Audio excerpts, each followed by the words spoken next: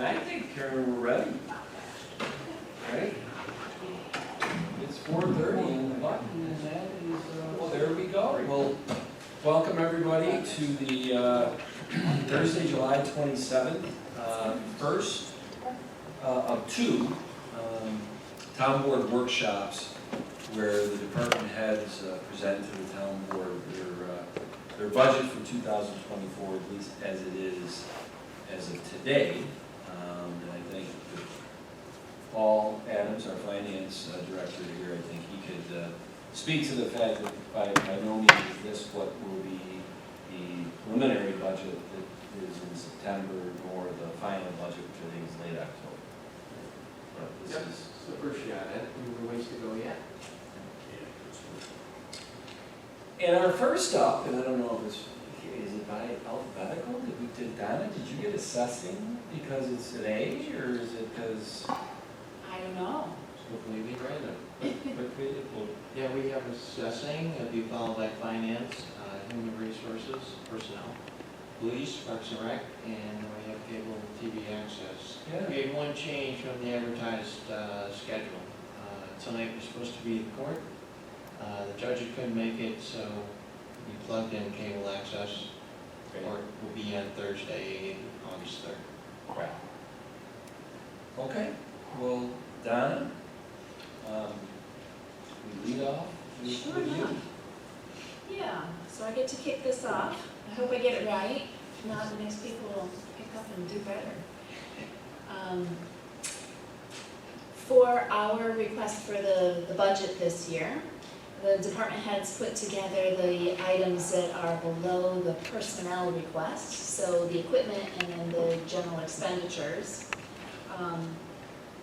And so I guess I can pick up at the line .20011, unless anybody wants to say anything about the .1 lines. I'll make a comment. You're going to see an extra large variance between 2024 and 23 on the compensation lines, because when we prepared the budget for 23, we had two unsettled union contracts, the blue collar and the white collar. So essentially, we didn't budget any COLA for 23. So 24 actually reflects double COLA, reflects COLA that would have been paid, that was paid in 23, and COLA that we expect to be paying in 2024. And, you know, Paul, as I expunged my mind from the mortgage industry acronyms, I'm still picking up on the government acronyms, COLA, cost of living adjustment, layman terms, your raise from year over year on your salary or hourly pay. Okay, so jumping down to the computer equipment and licensing line, that is up a little bit from last year. We have a few more licenses, and we're going to be replacing 2 computers in our office. We have set out a schedule so that 2 will be replaced each year. We take those 2 old ones and replace the older equipment at the counter and the public facing computer out front to get those up to date. This year, during the year that we replaced it, we took out a 12-year-old computer. It wasn't going to be supported anymore, so the computers that got replaced this year replaced out the counter. Next year we'll replace 2 more, but the pricing on that went up a little bit, so that's part of that increase there. And we'll just keep flipping that out until we have new computers throughout the whole department. 2 each year will make it so that computers will stay at about 3 or 4 years old throughout their lifetime. As you know, when you're not using modern equipment, the support to those operating systems and things are very important. Membership line is pretty much the same as last year, but with the addition of our appraiser. We're going to add her to our GRAR, which is a Greater Rochester Association of Realtors licensing, and some of our membership licensings across the state. We now have 2 people in some of those lines underneath membership, so that's that increase. The deeds have been pretty consistent, and so I'm going to leave that about the same. Our computer expenses there are exactly the same, and what that is, let me find that line, 18. That is the amount that goes towards replacing the toner and our service towards our counter computer printer that's behind the counter there in our wing. Our department is responsible for that piece of equipment. So that's going to cover the toner maintenance contract that we have with Toshiba. Office supplies, turns out I overestimated a little bit last year, so I'm just bringing that down to what I think will still give us everything that we need to get the job done. Training, staff, and conferences, that line is up a little bit, again, for an additional person requiring training, and the higher level training carries a higher price tag with it. The contractual services are for a computer software engineer that is helping us with some custom software in our department right now. What we have done, starting with COVID, was we have a custom database there where we can make appointments for our more sensitive public facing people, our senior citizens, our disabled people, all the people who need to renew exemptions. Now, rather than having them come and stand in line at will as if they were going to the post office or Wegmans, we make appointments for them. So this helps manage those appointments as well as managing the processing of each of those applications. And there are several different types of applications being managed. So each year that just needs to be refreshed a little bit and data brought forward, and that's what that is for. Appraisal and legal contractual expenses is for when we are at the Supreme Court level. If there are any appraisals that we need to purchase, or outside attorney counsel or experts that need to go to Supreme Court, this is the line that would afford us that defense. Reassessments has been in the budget for a while, but as you know, as we have been trying to permanently fill positions, we haven't been able to use it. I hope to be able to utilize that later this year and going forward into 2024. So this being the 2024 budget, that will give us that revenue that we need to get the other assistance from outside companies to help us polish up some assessments. I will be giving the town board a presentation in a few months from now as to more details on what that plan is. Software maintenance contracts are things that we currently have, like ImageMate Online. If you go to the town's website and you go to the assessor's department, we have ImageMate Online, which will give you snippets of our our data that we have on file for each property. You can look up your home and see that we have you down for a certain size home and the age of the home, how big is your garage, how many bedrooms, bathrooms you have, how much acreage do we have recorded for you. That is some specialized software that we can put that out to the public. It just puts it into some pretty easy to understand language. And behind the scenes, it helps us to do some of our assessment defense, making comparisons.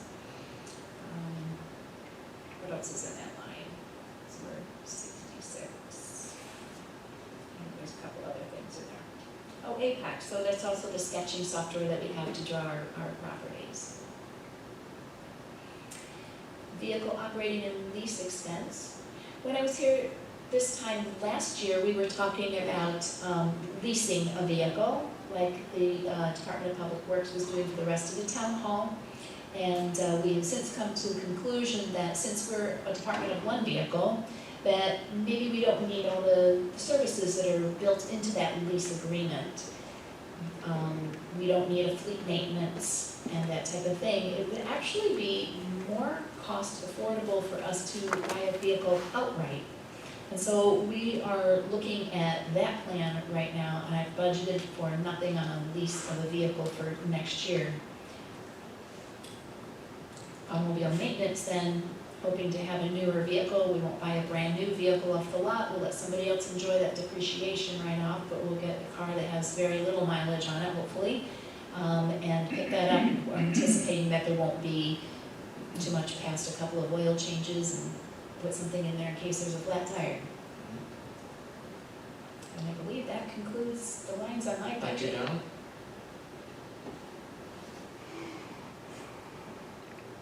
Questions, Anybody comments? have any comments, questions? So regarding the vehicle operating lease expense, didn't the town enter into a lease, or was that just the DPW department? I thought that program was for the whole town, all departments, so I misunderstood. The vehicle you said? It was my understanding that It's not mandatory. it's not a mandatory Okay. program. Okay. Yeah. All It right. worked very well for that department. They had several very old vehicles they needed to replace all at once. Some people are aware that when you are purchasing a vehicle, you can't take out an installment loan if you are a government, so we have to buy it outright. Right. And so for that department that needed to replace several vehicles, a leasing option was going to be more affordable on a year-over-year basis until they started to turn things over, and that got them up and running on better vehicles more immediately. I think we currently have about 12 vehicles under lease across all the departments through enterprise fleet management. Tom, did you anticipate purchasing a car for the department in 2024? In 2023. 23.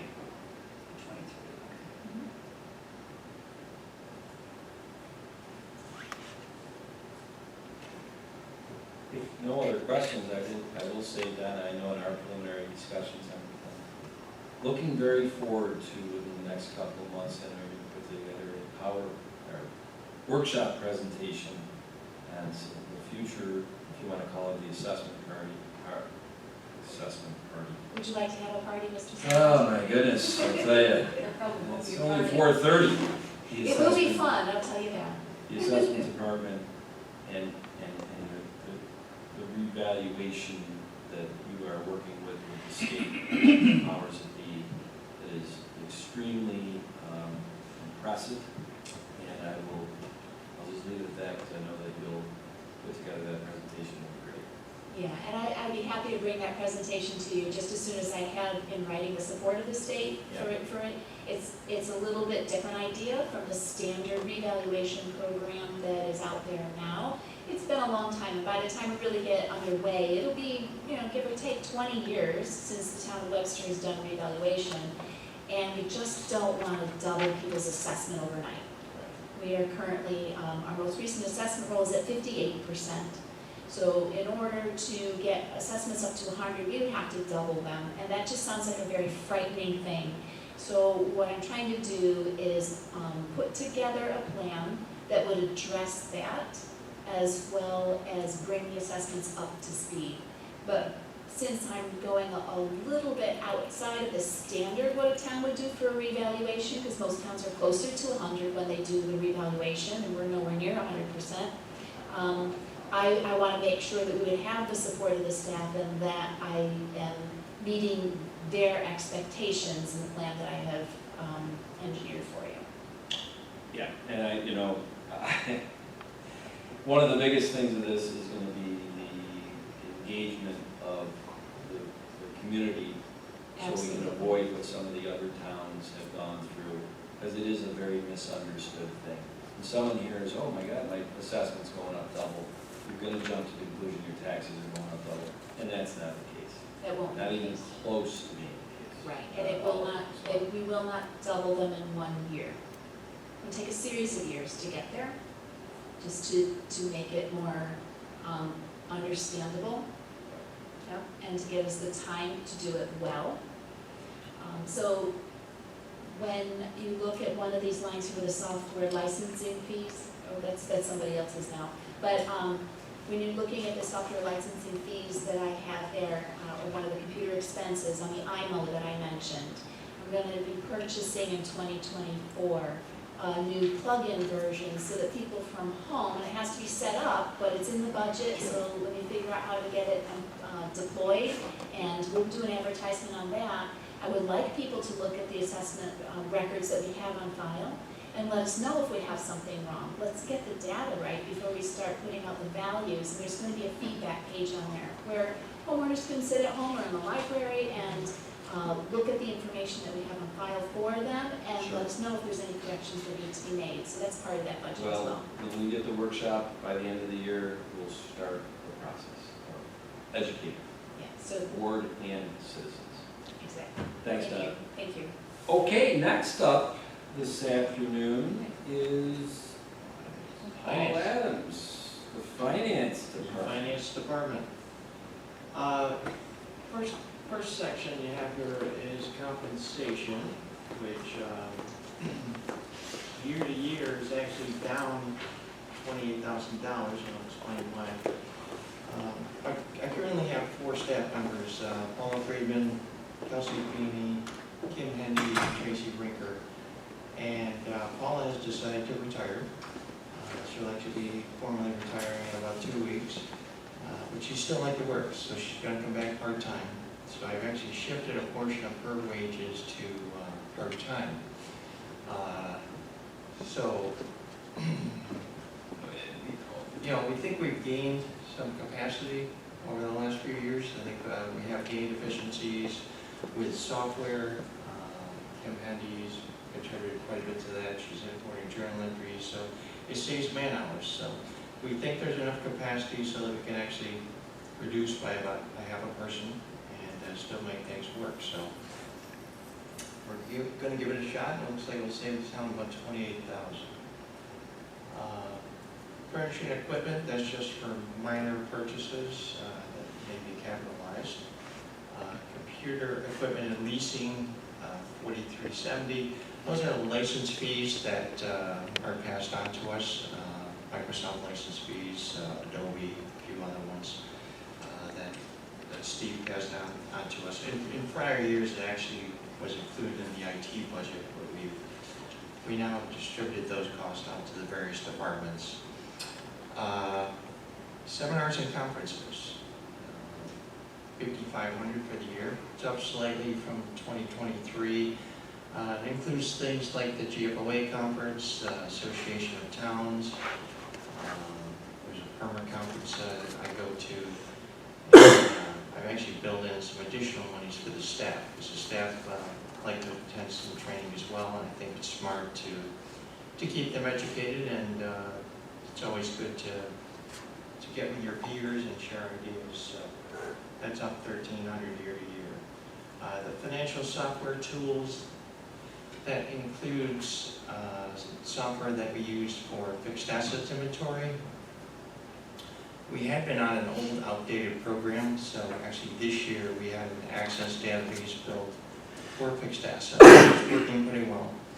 So I built in some money for maintenance there, I think about $1,300. And it also includes a software called Lease Crunch. We have to comply with GASB 87. GASB stands for Government Accounting Standards Board. They set the standards for accounting for all governments. And beginning last year, we had to account for leases and calculate the present value of each lease. And there's a series of journal entries that have to be booked at the end of the year for those leases. So there's a software tool there which costs about $3,000 a year, which helps us with that run. Under financial consultants, I've got that flat year to year. That includes things like municipal solutions. It also has lifetime benefit services in there, which handle our HSA and HRA accounts. So there's a fee for that. Office supplies, it's been trending up slightly, so I raised it about $100 year to year, so we're at about $5,900. Machine lease, the copy lease. It's actually a printer copier.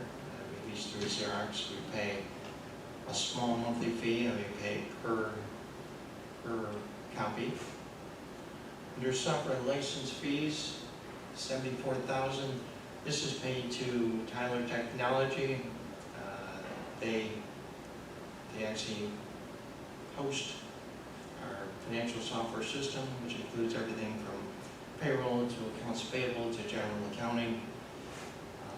We decided last year to actually move it to their hosted system. It formerly had been on our servers, and so far it's working well.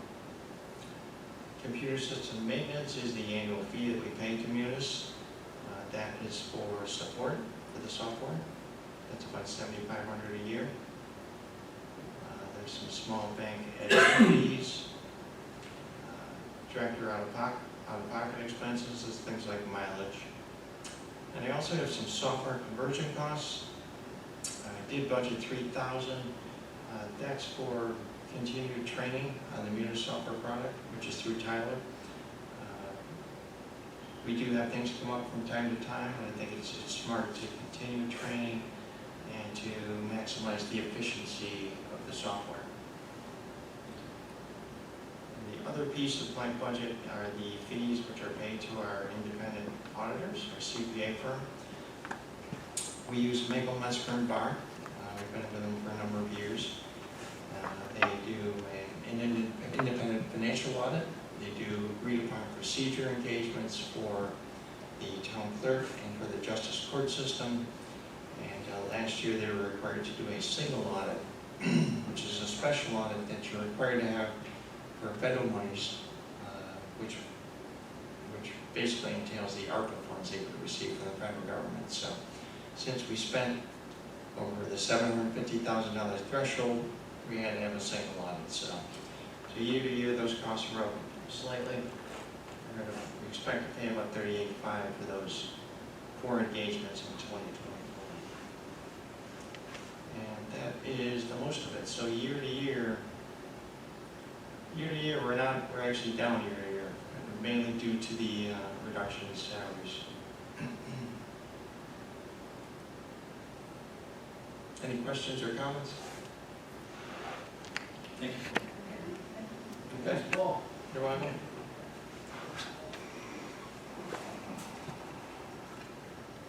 Well, I don't want to get us behind, but I'm gonna ask one question.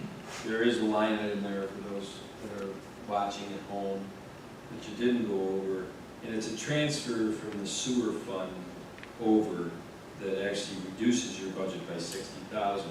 That's correct. I think this transfer permeates into some of the other departments too, and I know a couple years ago in aggregate, the sewer department was tithing, I'll call it, transferring over to town departments in aggregate of $250,000. Right, I think it was $255,000. Right. And the concept behind that is that the sewer fund, the sewer department, is almost like a pseudo enterprise fund or utility. It's pseudo. It's not. We have not set it up as a utility over the years. But at $250,000 a year, over 30 years, it's probably, I don't know if it was $250,000 back in 1990. But that's $7.5 million that really was able to be utilized from the sewer department to come over and offset the departments. And the rationale is that the sewer department needs to use the finance department to send out bills.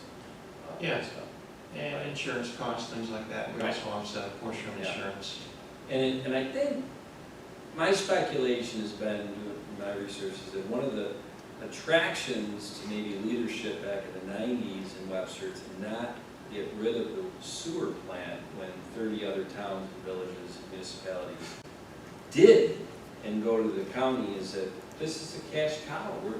This is great. We're making money. We can use it as a tool to leverage and this and that. And I get it. I've been in business, but as we'll talk about later tonight, that cash cow gets milked clean, doesn't it? Yeah. And then you got to rebuild the sewer plant. Yes, we do. So I don't really know if that was a question as much as it was a comment. It was a comment. Okay. It's a line on my budget, so I'm glad you brought it up. And by the way, that transfer is now down to about $155,000 a year. Yes. So we have reduced it by about $100,000 Yeah, I know that over the last couple of years, last few years. the leadership of the sewer department has really been honest about, can you explain why $250,000 is coming out of my fund? And we just explained why it was. Yeah. So, anyway, thank you, Paul. You're welcome. All right, next up tonight, we're a little bit ahead, which is good because I think Brayden Conard and personnel / human resources is kind of running a little double duty tonight. Parents for break, which she'll explain, so you might need the extra 7 minutes.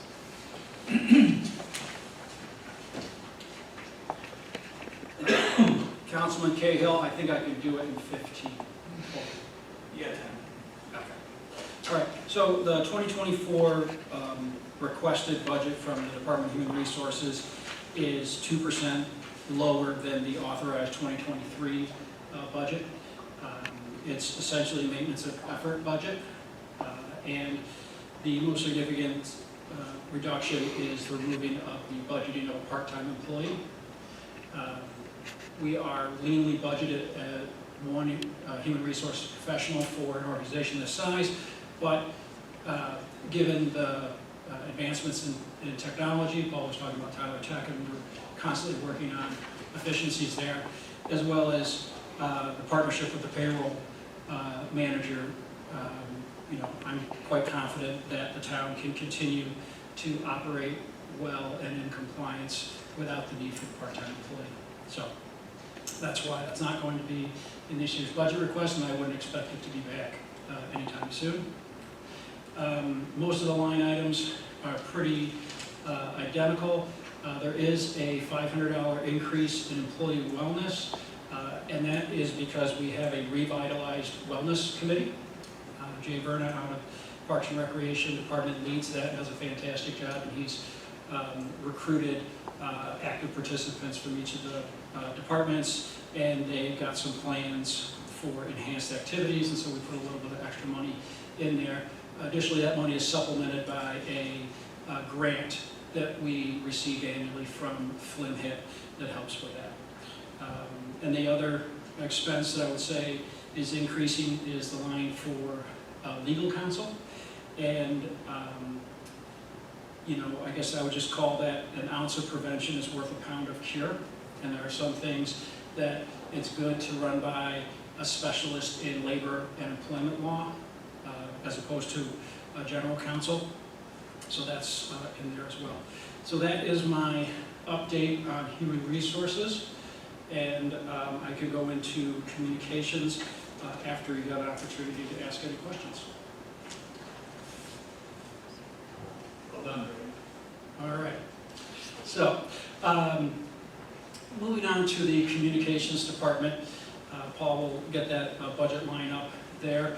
You can see the communications department has salary for a director, and then a total of $2,500 for expenses. This is the first year that we will be having a communications department, so the level of expenses are unknown, but we don't anticipate much overhead at all, for the operation.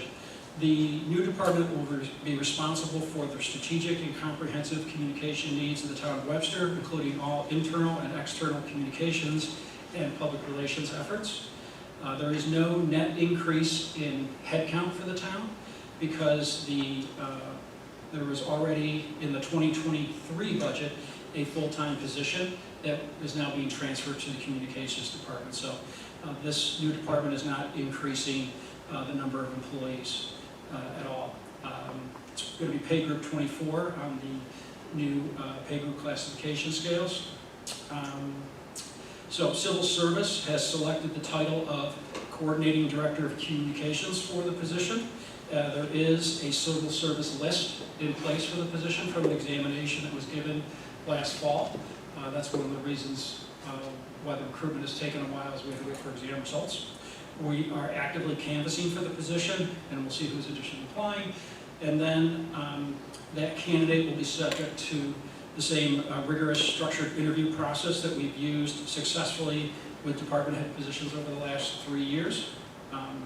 There is a search committee that's been established and had its first meeting. It includes a outside subject matter expert, a retired member of the local media, and we are currently in the process of a needs assessment with our department heads and with the town board so that we know what is the prime focus we should be looking for in candidates, as well as kind of what should be the top priorities for the new department head. with that, I'm available for questions. How do you on time? That's the shortest I've ever been. Not even the 5 o'clock. Thank you. All right. Jenny, Adam, anything, No, thank you, Brady. probably just, well, he's gone, so I guess that's that, so, no, We're good. We're good. That's good. Which department is next? All right, Chief Colmeyer. Yes, sir. I don't think just because we're 15 minutes ahead of schedule, that we're gonna have to go 30 minutes, but we'll see how this goes. I will try not to. I learned my first year not to be late and to be early because I missed the early window. All right, so overall for the 2024 budget, it's a concept of trying to improve efficiencies and restructure the organization, incorporate technology, and help leverage what's available to us to be more efficient and deliver a better service. So starting at the top, obviously my salary line is independent from the other officers there. That's without the 30% retirement contribution on the backside, because I'm already a retired member. Officer salaries, that is budgeting for 34 officers. It's been a consistent hiring process to try to attain that number of 34. We currently still have 2 openings, with 1 person in academy and 1 person on FTO. So the projected goal in 2024 is to be at 34 by the time we get there, by hiring by the end of the year. Turnover is a continual process. On average, I'd say we lose about 3 officers a year to transfers, retirements, or moving on to other professional occupations. So that moves us to the next budget line for the compensation for retirements. Currently, we have 2 eligible members to retire. We've seen historically with law enforcement, officers typically don't stay more than a year or 2 beyond their retirement eligibility. So when we have 2 eligible, typically we'll see at least one or two of those get exercised within a year or 2. The non-comp holiday pay is kind of a fluid number, so we decreased it in 24 from 23 just because it didn't get used as much, or we don't project it to be used as much.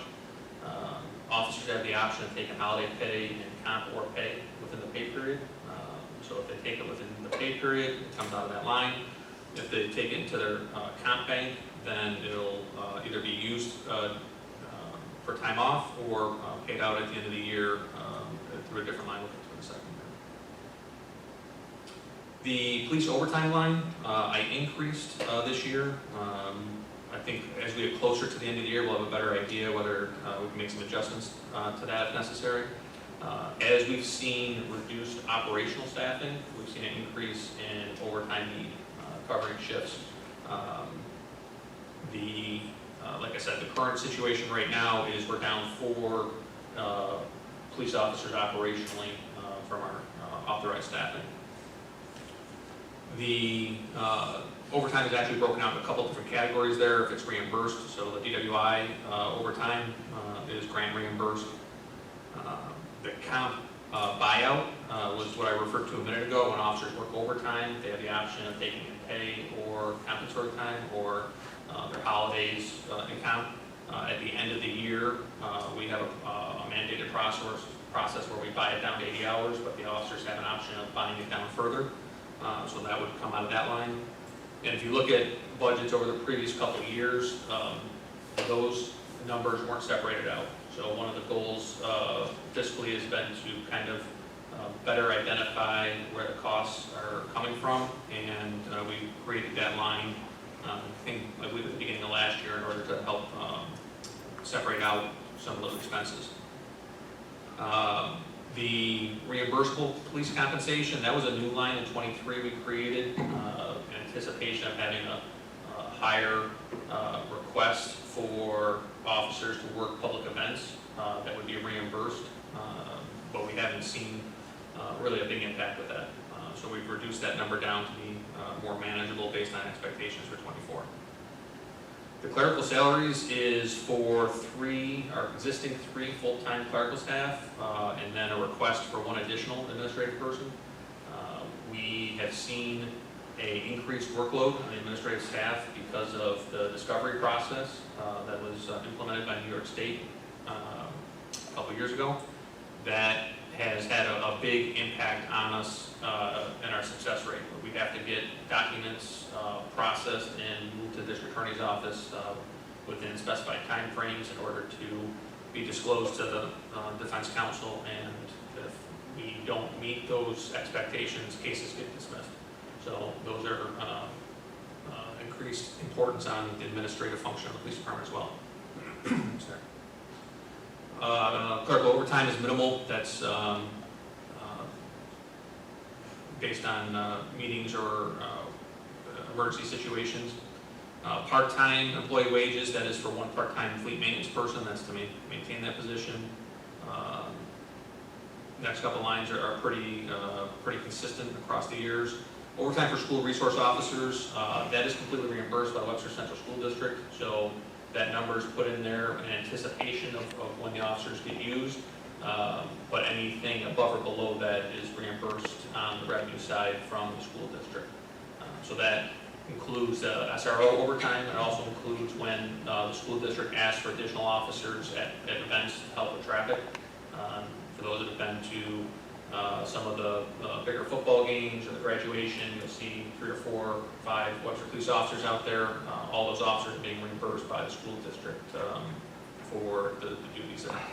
Yeah, we bill them twice a year. It's basically for the period September through June.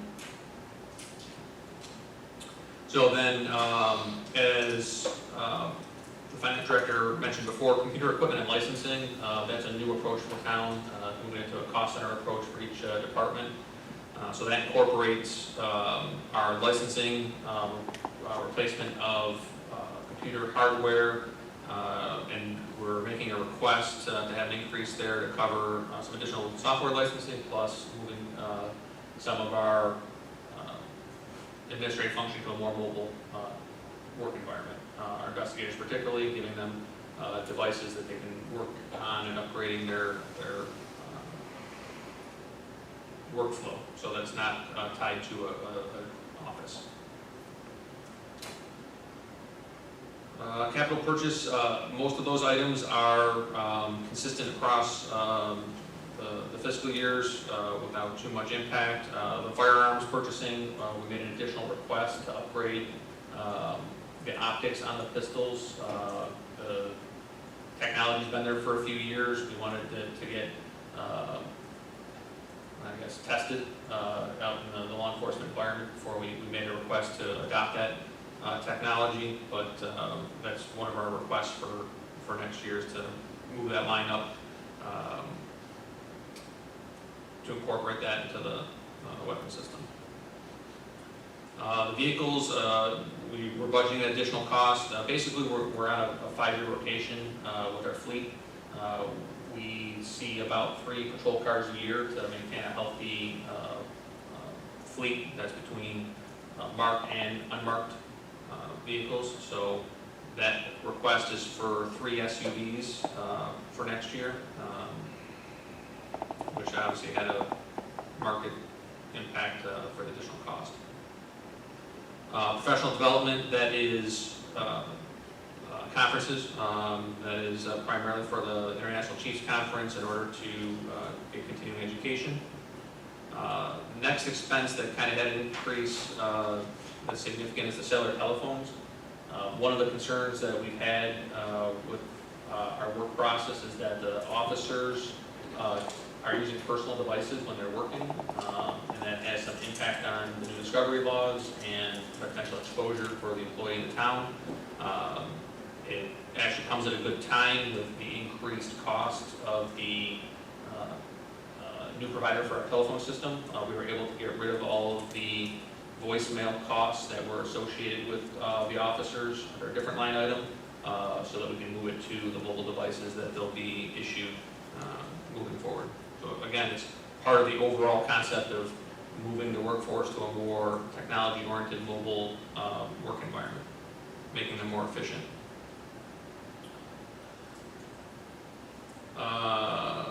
Service contracts. So the increase in service contracts, so there's two large expenses in there. One of them is the body-worn camera software. So that's about $15,000 a year goes to our body-worn camera.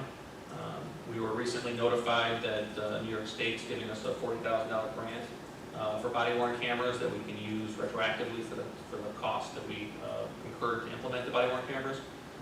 So it was about $15,000 in 2021 for the equipment, another $15,000 for the licensing, and we're on a 5-year contract for the licensing. So the $40,000 helps us recover some of the costs that we underwent to purchase those. And the initial year of those purchases was also done through drug asset seizure money. So it wasn't out of tax dollars, it was out of seizure funds from law enforcement investigations. The other additional expense that's new this year is the Lexapol policy software. As we transition to a new policy manual that is, I guess the word I want to use is that it's vetted. It's updates are provided. It stays and helps us maintain consistency with the laws and mandates that are being pushed out at a very rapid rate, especially at the state level. We were recently informed, our Human Resources Director found an opportunity to potentially save us 30% of that cost annually through a permit grant that we're currently working on. So we may be able to reduce that line item once we get confirmation that that's going to be awarded to us.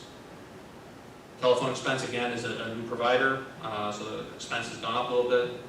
It would have gone up more significantly, but we reduced the voicemail impact. It used to be we were charged a discount rate for voicemail for the officers because they didn't use actual handsets or telephones, but the new provider didn't have that discount, so it would have been an entire licensing fee for each employee just to maintain a voicemail for them.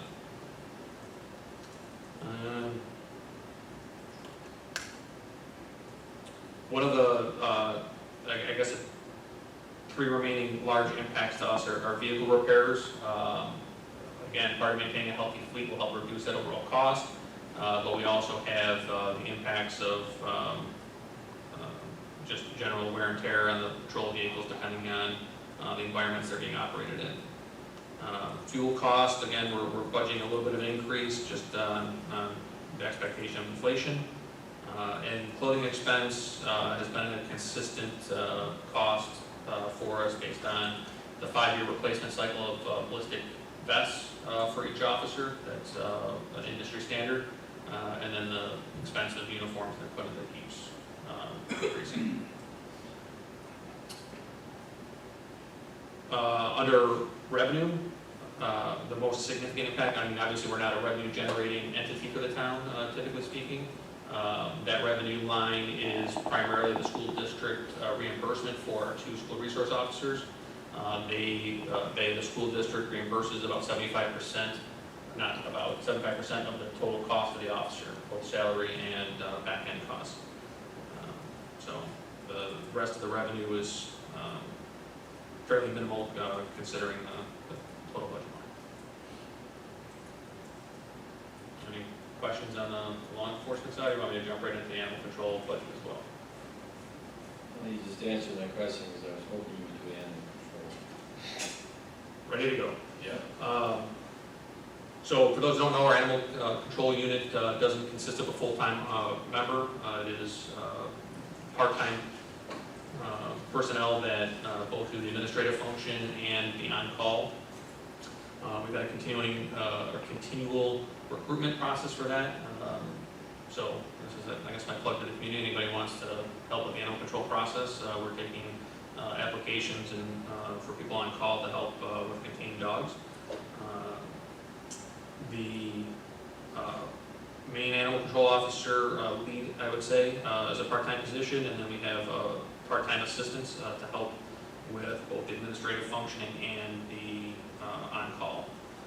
Everything else is pretty much just maintenance of the position and function. And some of them are fluctuating depending on the number of dogs that we deal with primarily. Sometimes there's cats, but primarily we're dealing with uncontained dogs, reunification, the owners, and then the boarding and health costs of maintaining them, especially if they don't get cleaned.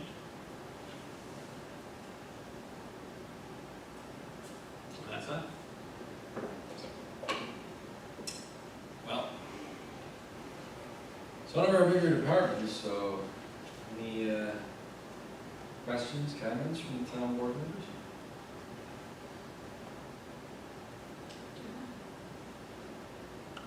Okay.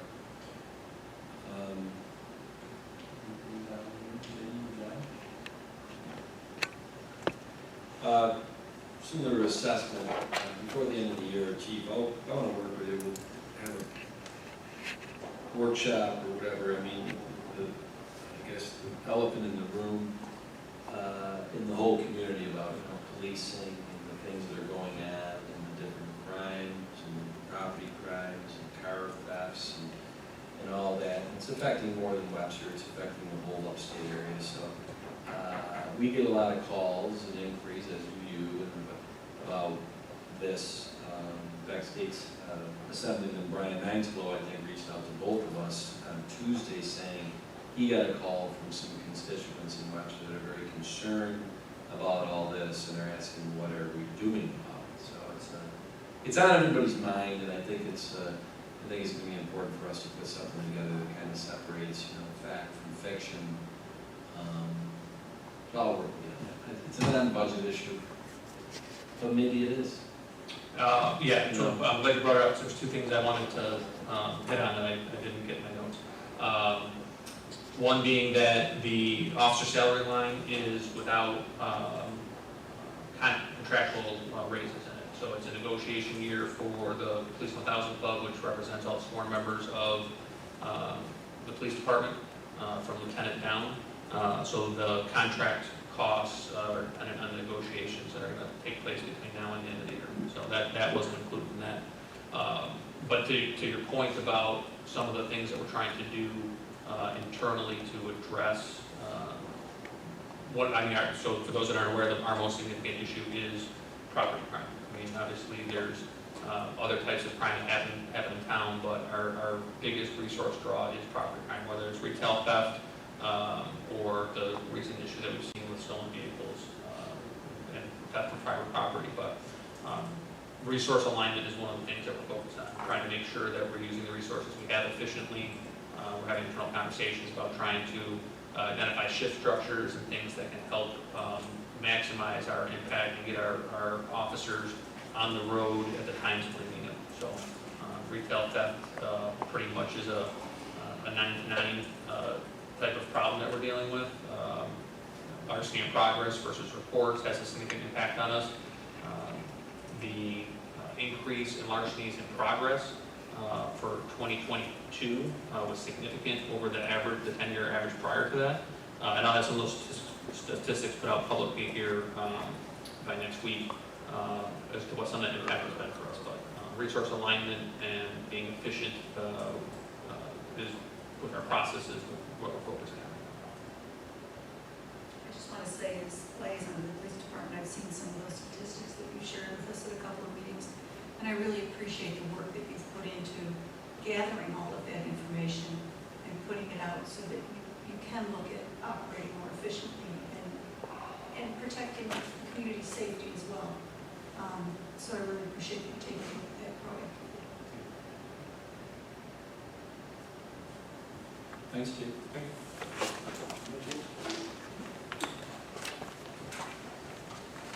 Wow. You had a nice break, aren't you? Next up is Parks and Recreation.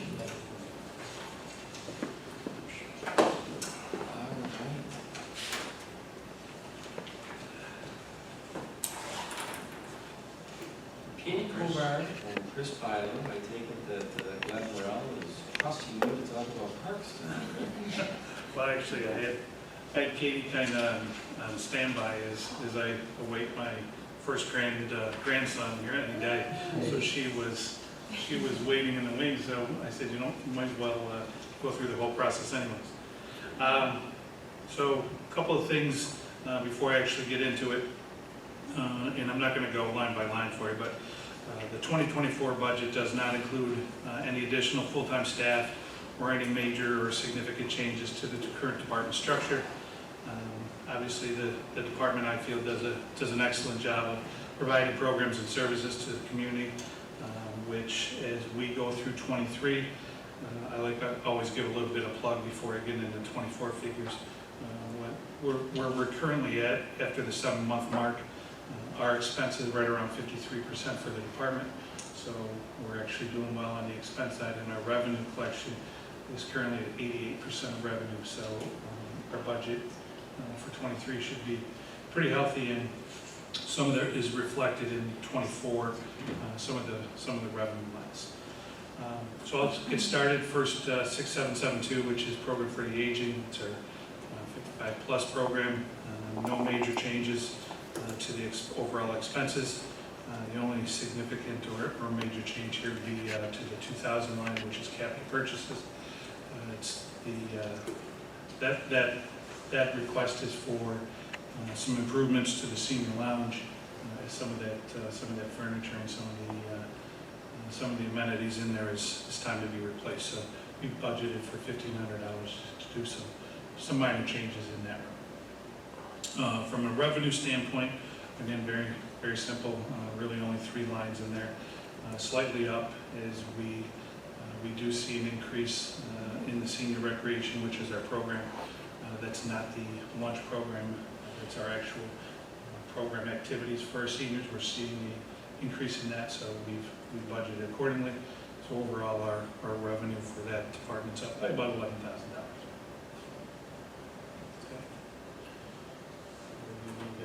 Good. From a recreation standpoint, again, I'm not going to go through each one of these lines. Several of these lines I'll go through, or some of these lines I'll go through that have some changes. Obviously, these first 0.1 lines are all salary lines. The 10087 administrative support staff line, that is an increase. That's basically as a result of, as we budget for the increase in minimum wage. Really no change to our current staff structure. That's really what supports our building. The building is staffed 7 days a week for about 104 hours per week. So that does have an impact as we look at the minimum wage. 10097, that's our seasonal personnel line. That increase, again, minimum wage, continues to drive those costs up. Additionally, we also have now a second summer day camp site that we provide services for, so that obviously increases the number of staff that we hire on a seasonal basis. And actually, once the budget is adopted, wherever this figure ends up, one of the suggestions that we're going to look to try to do is we're going to break out of that seasonal line. We're actually going to try to create that into 2 payroll lines, or 2 payroll accounts, one for our summer camp and then one for the rest of our seasonal lines. That'll help really with determining our costs as we provide that summer camp program, which is obviously a major factor on, in that line. Out of that 125,000, close to 100 of it is specifically for our summer camp program. So we're going to look to try to break that out so we can track it a little bit closer as we go through the year. As we go through 20011, the computer licensing, that's slightly up, again, as others have shared tonight. That's for covering all of the workstations that we have, which is for 10 full-time and a part-time computer and the license. And then we also have budgeted for a replacement of a laptop for the department. 4056, general repairs, slightly up. The reason for that increase is I'll get into revenue here in a few minutes. We've run into, in this past year, about a $5,000 to $6,000 increase in what we have to purchase for membership cards for our facility. That's a good thing that we have this problem because we have more members now in the building, but that's a cost that used to be able to be incurred about once every 2 years. Now we're having to do it on an annual basis. And unfortunately, those cards we can only get them from one place so that they work with our registration and our security system. Computer tech support, that $19,000 is for the Vermont system, which is cloud-based, which hosts our registration software, RecTrack. We put this in last year, and all I can tell you is that by having that based on the cloud, it has improved efficiency in the system. We're no longer seeing downtime for having to do updates. It's all done automatically, and I know our IT department appreciates the fact that no longer do they have to manage those type of updates or changes. So that's been a very nice change for the department.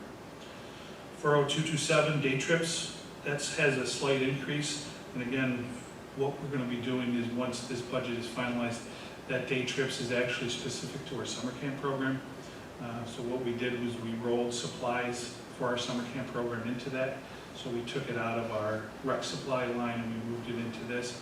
So this will actually look to be renamed as a summer camp expense line, since everything that's in there is specific to our summer camp program. So that would cover things as supplies, items that they need for camp, along with buses and entry into wherever their field trip may be for that trip. Regards to some of the other items down towards the bottom, we're starting to see, as everybody is, utilities between natural gas, electric especially, an increase. So we've budgeted accordingly. Water seems to be pretty typical. Our biggest use for water outside of the building is obviously our spray parks. Okay. From a revenue side, 2003, that's our program line. We've increased that by 20,000, so it's up to 300. And just as a note, this budget line is increased about $75,000 since 2019. That's all in as a matter of the staff and their efforts in running quality programs and the number of programs. So that's we're continuing to see that line have significant increases. 2011, which is our silver revenue, this continues to increase. We're budgeting for about a 22% increase. In 2024, we're seeing monthly return on our silver revenue at a pace that we haven't seen yet. So we track that on a monthly basis, and the revenue that's coming back from our silver revenue is significant, and I think we'll see that continuing increase in 2024. 2035 is fitness classes. I will just bring this up as to why this looks the way it does. In 23, we had a budget of 70, and we dropped it by 50,000 for 24. However, if you look at the next line, fitness membership, there's a $50,000 increase. So basically what we did is we moved it from one line to the other. And the reason that we did that is in fitness memberships in the past, when we do our installment billings, a portion of that would be pulled out and go into the fitness class line, which basically covers the premier memberships. So those people that have a premier membership. It was being pulled out and put into the fitness class line. Well, it really didn't give us a good indicator of what our fitness membership was. So we decided to leave the premier memberships in the fitness membership so we have a good indicator of actually what we're bringing in revenue-wise on a month-to-month and year basis in regards to dollars.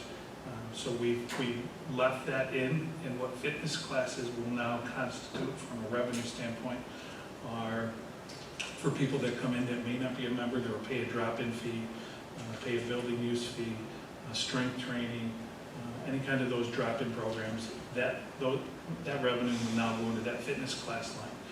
So that's why we reduced it as such. It's smart to isolate that. Exactly. It kind of clouded it when you looked at some of the numbers. It wasn't really a clear picture, especially on the fitness membership side. So. And then obviously those last two lines are reimbursed from the county. The one note that I did have, that I didn't make on my notes here, was in 2023 when I did this presentation. We were talking about memberships.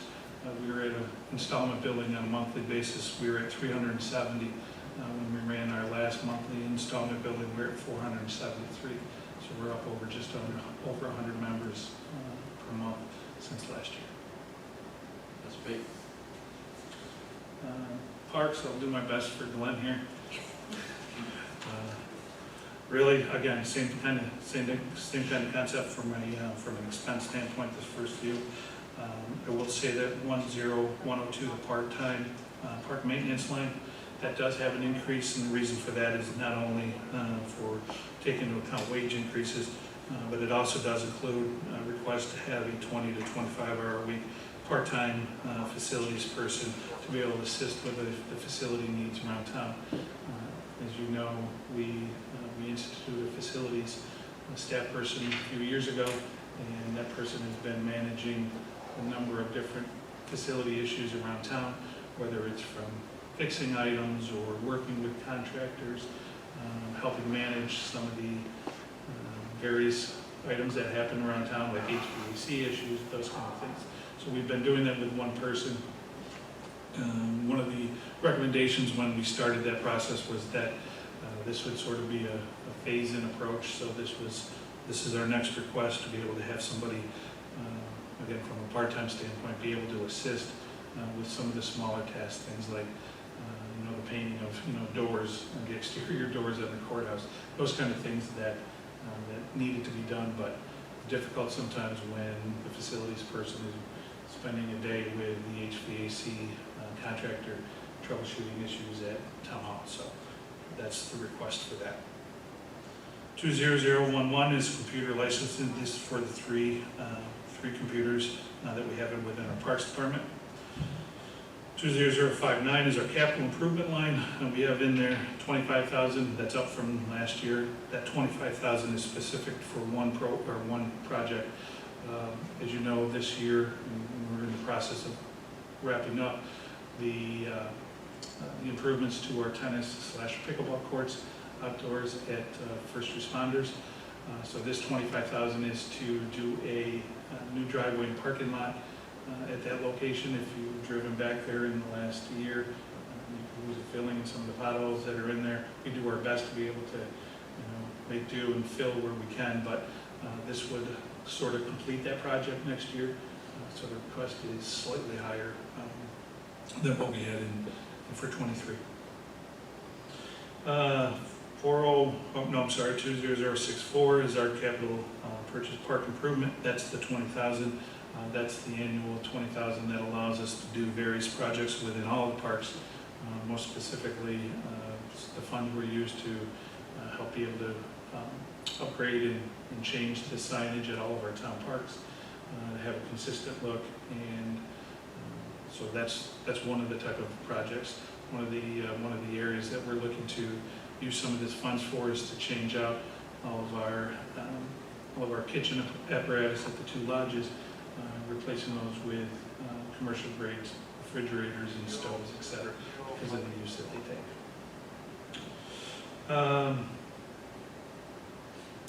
I didn't talk about the capital purchase, sorry, go back to 20063, capital purchase equipment. That's for 20,000, it's slightly down.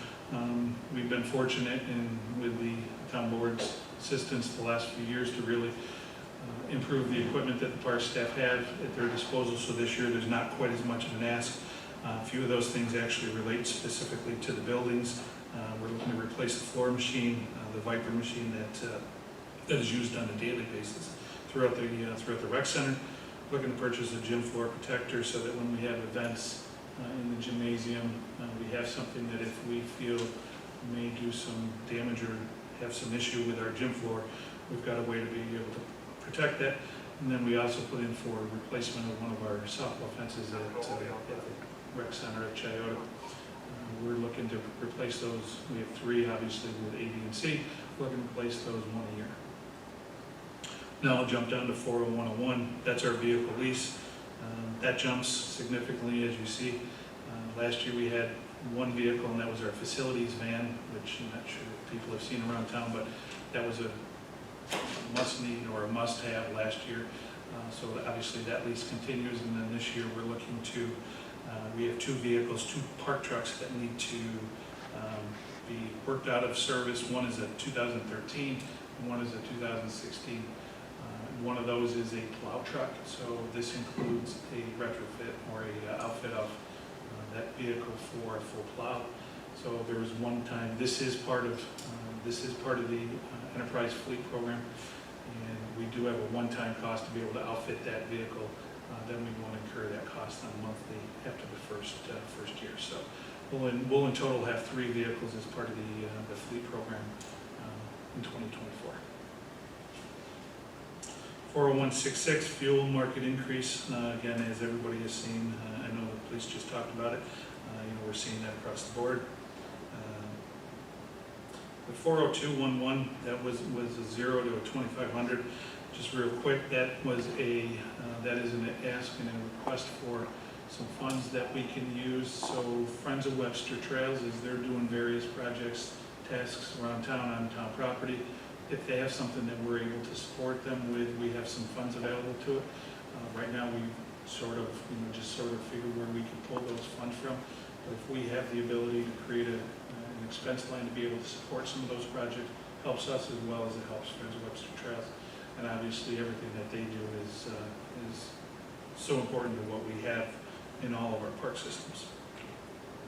And then the last one on there that I'll just talk about real quick is 40248, lawn service. I put 120 in there, so it is a slight increase. Our contract with our current lawn service is up this year.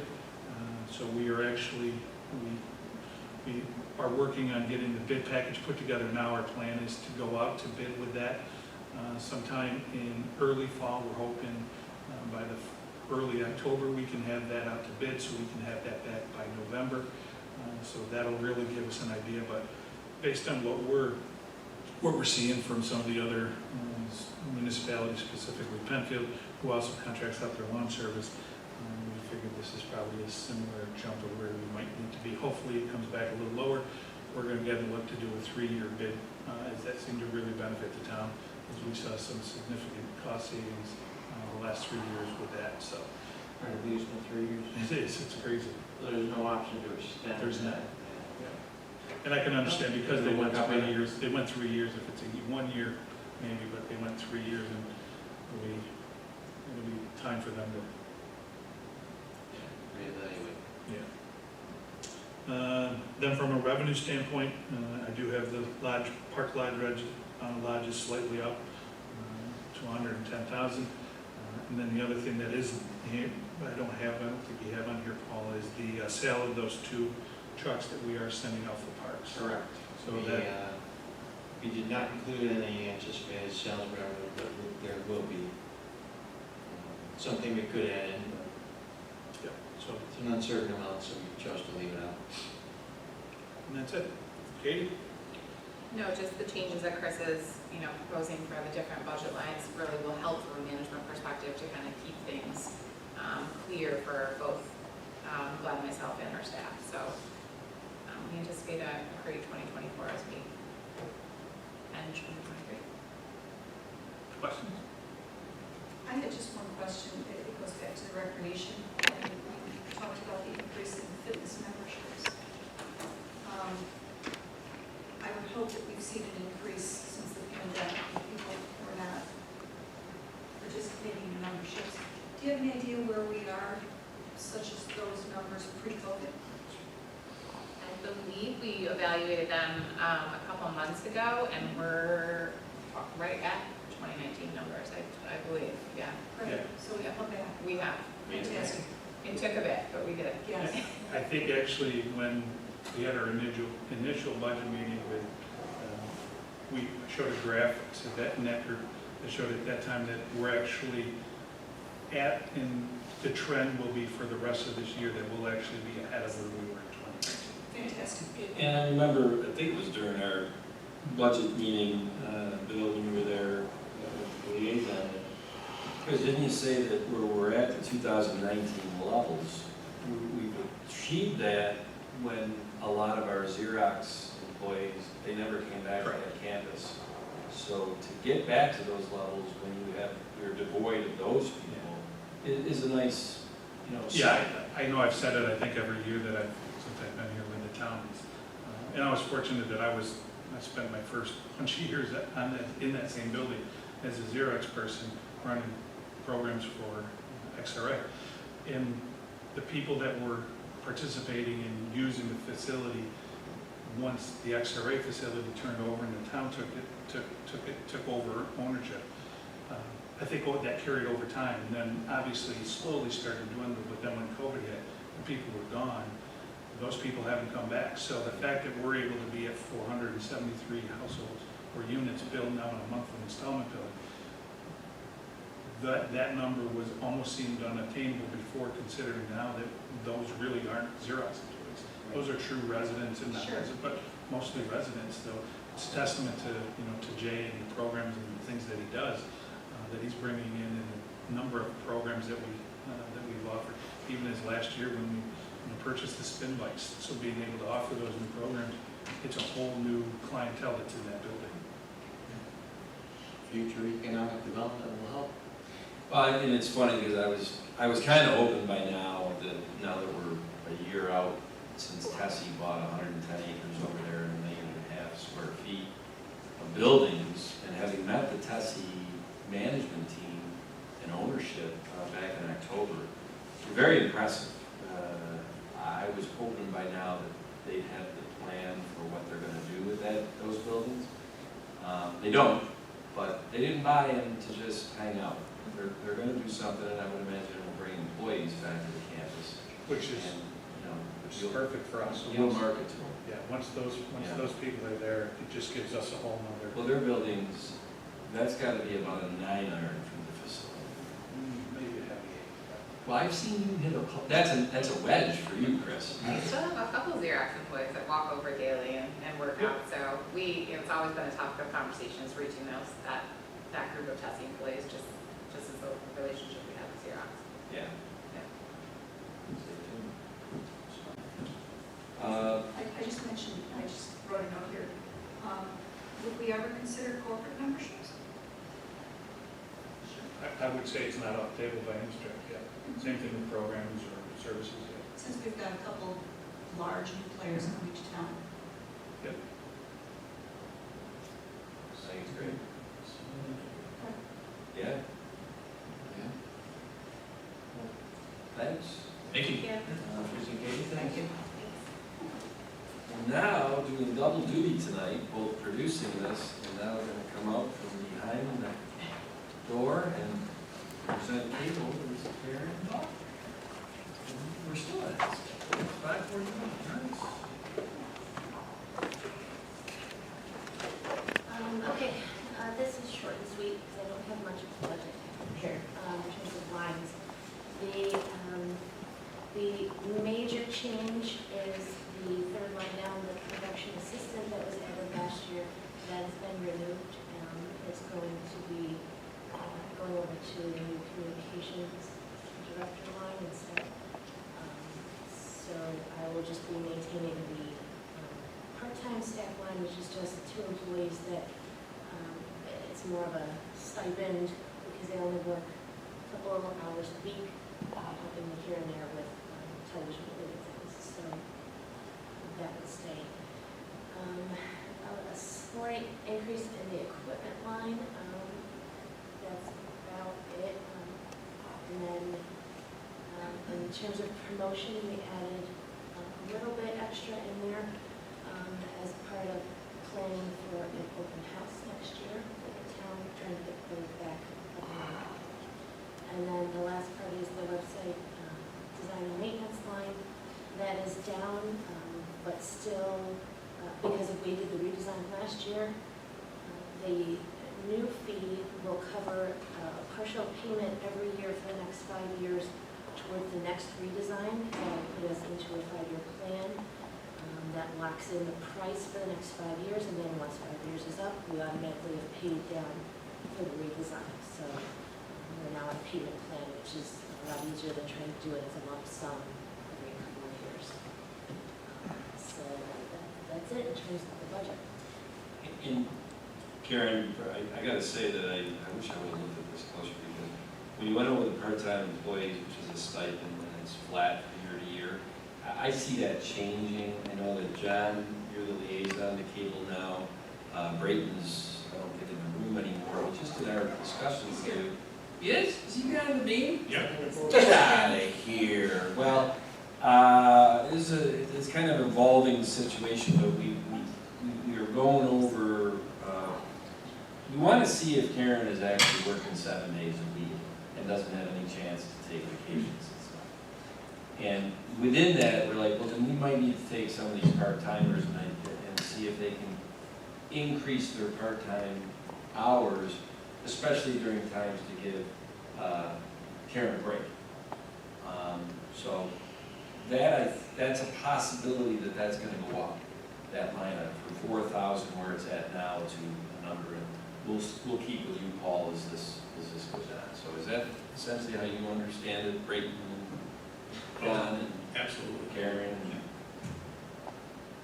Okay? So, any questions beyond that? No, I just have a brief statement. I just want to say thank you very much for these monitors. I can now see right what we're talking about, whereas before they have to look at the screen and could see nothing. And I think our audience is able to see these screens. So thank you so much for getting these in for us, Karen. I greatly appreciate it. Yes, I was going to thank you for the same thing and compliment you. I don't know how much you've shown of the actual board during this presentation, but to those who didn't know these screens were here, thought it was a little weird that we're not squinting over at that screen, but it's right here in front of us and it's fantastic. Much better. And also thanks to the website too, and every information, everything that's going on in the town. I should also mention that on the screen, we have cable vision fees, which have being reduced by $50,000 year to year. These are fees we receive from Charter Communications. It's based on cable TV subscriptions, which, people are unplugging. It's kind of been trending down. It's not dropped as quickly as I thought it might, but I felt I need to reduce it by at least $50,000 year to year. So. Well, and I'm glad you brought that up because, where's my friend? Lauren Kelly. Sorry. Our rep for Charter, which is really Spectrum Cable, a couple weeks ago I had reached out to her, and with Paul's help, we showed what the last 5-year trend is on these fees, and they're franchise fees. It's essentially a percentage of the Spectrum cable bill that is tied to the town. And to give some perspective, in 2018, the town got $614,000 from that. And in 2022, we're down to $533,000. So over that 5 years, it's reduced by 13.5%. I'm not sure what it'll be for 2023. Still trending down. My question to our rep was like, because I understand how it's charged to the Spectrum bill, and anybody that has Spectrum cable, your bill always goes up. So it could give a false sense that this is only reducing over 5 years at 13%. But my question was, well, how many cable subscribers have reduced over that period of time? Yeah, I know. I think it's more than 13%, but we don't have the answer. And the only reason I really want to get that information, or we should get it, is just so we're not caught where there's a huge drop. We're budgeting around $500,000 plus of these franchise fees. It's not an insignificant amount of money, and we're just trying to proactively get in front of it. And as of now, I don't have that information back from our rep. Really, what's the subscriptions for cable? And not internet. We don't get paid on internet connectivity.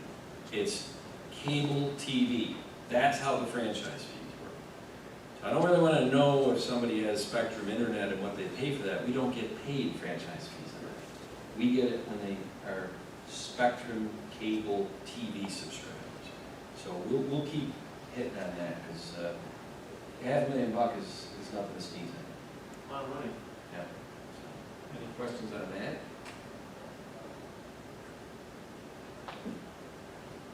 Yes, Karen?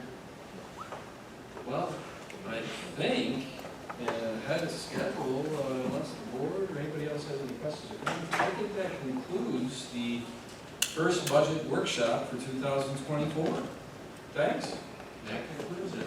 Yeah. Back on the third. Super. We'll be back on TV and YouTube and whatever at 6:30. About 40 minutes for a public hearing.